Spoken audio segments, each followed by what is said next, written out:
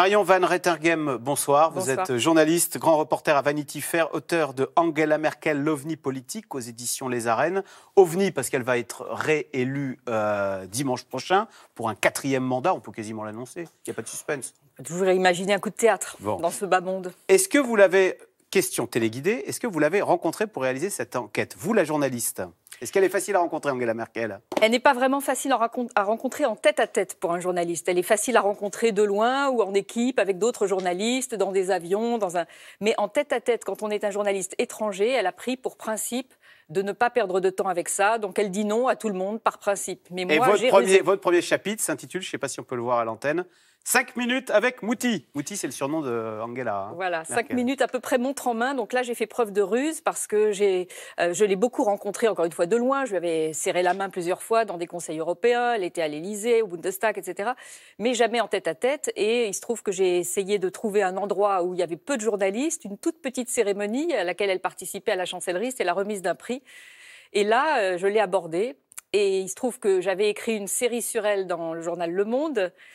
Donc, je me suis présentée comme ça, en anglais, parce que je parle un peu allemand, mais pas bien. Et je lui ai dit, voilà, je viens de Paris, j'ai écrit sur vous une série dans Le Monde. Et là, elle m'a dit, c'est vous qui m'avez suivi partout, jusque chez moi, etc. Et elle était d'une chaleur extraordinaire et elle connaissait ma série par cœur, ce qui m'a vraiment Elle l'avait lu? Elle se l'était fait traduire et elle l'avait lu. Elle me citait des tas de passages. Et elle était touchée que j'ai retrouvé surtout des gens de sa jeunesse et de ses premiers pas en politique. Ouais, vous dites, même dans le livre, elle vous a dit François Hollande était, et là elle ne trouve pas le mot anglais, jaloux. He was jealous. Et alors, ce qui était drôle, c'est que j'ai demandé après, il se trouve que j'ai vu François Hollande après, je lui ai dit est-ce que c'est vrai? Ben, Angela Merkel m'a dit que vous étiez jaloux. Il m'a dit c'est tout à fait exact, j'étais jaloux. Mais c'est une femme qui ne répond pas aux journalistes, qui n'aime pas se mettre en avant, qui est habillée, dites-vous, comme, c'est quoi votre expression? Un guide de haute montagne. Voilà, on voit des galeries. On a du mal à voir que cette femme qui est assez... Finalement, c'est une chancelière normale, hein, à croire que c'est la femme normale malgré elle n'a pas théorisé la normalité du monde. Alors, comment expliquez-vous ce paradoxe? Il y a un paradoxe c'est une calculatrice, c'est une femme qui prévoit beaucoup de choses, mais pas à long terme. Et elle n'a pas prévu sa normalité, elle ne l'a pas théorisée justement comme François Hollande a voulu le faire. Elle est profondément normale et simple et totalement dépourvue d'attrait pour le luxe, l'apparat, etc. Mais il se trouve que petit à petit, elle s'est rendue compte, encore une fois, elle ne s'en est pas servie vraiment volontairement, elle s'est rendue compte que cette normalité, cette simplicité faisait d'elle une force parce que personne ne l'a vu venir. Voilà ce que vous racontez. Alors, enfance en RDA, communiste, elle est née à Hambourg, hein, mais tout de suite, elle part vivre. Alors, où, au nord de Berlin, c'est ça? Elle part vivre dans le Brandebourg. Templin, voilà, au nord de Berlin. Est-ce qu'elle en a souffert de cette enfance? Voilà.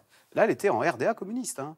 Quand on est enfant, on ne souffre pas forcément. Enfin, quand on a des parents qui vous traitent bien, on ne se rend pas forcément. L'entourage fait partie de la. Elle était dans les privilégiés, dans la caste des privilégiés du régime, c'est très ambigu, ou en opposition? C'est très ambigu et paradoxal, et je pense que cette ambiguïté est déterminante sur sa manière d'être, sur sa psychologie, sa manière de faire de la politique. Elle était donc fille de pasteur. Donc la religion protestante n'est pas bien vue, comme toutes les religions, dans un régime communiste. Donc il y avait certains interdits. Sa mère, qui était prof d'anglais et de latin, n'avait pas le droit d'exercer en tant que femme de pasteur.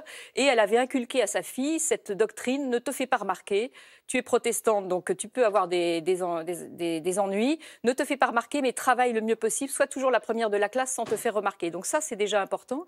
Et la deuxième chose, c'est que tout en étant donc dans cette religion proscrite, sous surveillance, elle était quand même, elle faisait partie des notables, son père étant bien vu du régime communiste. Il avait fait le trajet à l'envers de tout le monde, d'ouest en est, quand tout le monde s'enfuyait, par sympathie idéologique, et aussi parce qu'on cherchait un poste de pasteur pour former les séminaristes à l'Est. Donc il était bien vu, et certains même disent de lui qu'il était un peu mieux que bien vu, qu'il était plutôt collaborateur. Alors, elle qui est née de l'autre côté du mur, est-ce que ce passé dans la RDA communiste est une grille de lecture sur ses choix politiques d'aujourd'hui? Absolument, pour moi c'est fondamental, c'est absolument consubstantiel de sa personnalité d'aujourd'hui. D'une part d'avoir vécu dans un régime de privation de liberté qui lui a donné plus que tout autre le goût de la liberté. C'est la seule grande dirigeante d'un chef d'État occidental, dites-vous, qui soit née... C'est la seule parmi les grands, on peut toujours trouver parmi les petits, mais parmi les grands, et quand elle est face aux grands dirigeants du G20, elle est absolument la seule à avoir connu deux systèmes. Et ça, je pense que c'est vraiment, ça lui donne une force, une intelligence supplémentaire des choses et du monde, et surtout quand on voit tous les grands dirigeants qui se gorgent du mot liberté, y compris Trump qui peut parler de liberté, personne ne sait ce que ça veut dire. Elle l'a vécu dans sa chair et son intimité, et elle est supérieure à eux de ce point de vue-là. Et alors, ce qui explique son attitude vis-à-vis des réfugiés. Elle ne veut pas construire de mur, elle qui en a souffert du mur. En tout cas, c'est une explication. Je ne crois pas du tout aux théories qui veuillent dire ex post qu'elle a accueilli les réfugiés parce que ça allait combler le déficit démographique de l'Allemagne. Ça, je pense que c'est qu'elle a la haine du mur, quoi. Voilà, elle a la haine du mur et elle a d'abord... parce qu'elle a vécu de l'autre côté, elle sait ce que c'est que d'être du mauvais côté du mur et elle considère que des gens en danger de mort, on ne leur ferme pas la porte. Et d'autre part, elle a quand même cette éducation chrétienne, cette formation chrétienne vissée, judéo-chrétienne, ficelée au corps et qui l'empêche de ne pas être humaniste. Elle parle couramment russe, parce qu'évidemment, en RDA, à l'époque, on apprenait le russe. On imagine que ça a facilité ses échanges avec Vladimir Poutine, qu'on imagine en russe, et pourtant, une mauvaise relation avec le chef. Alors, est-ce que justement, c'est parce qu'elle se méfie de Moscou, elle qui en a souffert? C'était l'œil de Moscou à l'époque de la RDA, la Russie. Elle est l'une des seules à être respectée par Vladimir Poutine, qui méprise le monde entier. Elle l'est respectée par sa longévité. Lui, elle a à peu près la même que lui, mais par des moyens démocratiques, donc il se demande comment elle peut faire. D'autre part, elle parle le russe, elle parle sa langue. C'est vrai qu'ils peuvent échanger en russe. Mais surtout, ils ont une expérience commune. C'est que lui était au KGB en poste à Dresde, en Allemagne de l'Est. Ah oui, il parle allemand, lui. Hein. Il parle un peu allemand aussi, donc ils peuvent échanger. Et elle était, ils étaient chacun... Enfin, il était l'occupant, elle était l'occupée. Et il sait qu'elle sait, elle sait qu'il sait qu'elle sait, etc. Donc ils ont une sorte de connivence, ils ont ce passé soviétique. de complice, de passé soviétique en commun, sachant qu'il y avait un le bourreau et la victime. Allez, un mot sur nous. On l'appelle Mouti. Mouti, ça veut dire maman. On va voir une photo Angela Merkel avec Emmanuel Macron. C'est vrai qu'elle pourrait être sa mère. Hein. Elle pourrait aussi être sa femme, parce qu'elle a l'âge de sa femme. Ouais, elle a même moins. Quelles sont les relations? Comment est-ce qu'elle juge? Que veut-elle faire de ce 4e mandat?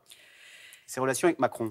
Ce 4e mandat, moi j'ose espérer que justement, comme ce sera vraisemblablement le dernier, à moins qu'elle soit prise d'une folie titanesque, on ne sait jamais ce qui peut arriver, mais je n'y crois pas beaucoup, elle sera dégagée vraisemblablement des calculs politiciens, mesquins, calculateurs dont elle a pu faire preuve dans ses 2 premiers mandats, notamment dans les crises financières, où elle n'était pas très européenne, elle était vraiment recroquevillée et très égocentrique sur l'Allemagne, ne comprenant pas vraiment toujours les enjeux du monde. Et là, c'est vrai qu'elle n'aura plus besoin, elle n'aura plus rien à prouver, sinon à mettre en avant ses valeurs, ce dont elle a fait preuve déjà en accueillant les réfugiés, et on peut se dire peut-être aussi en appuyant la construction européenne davantage.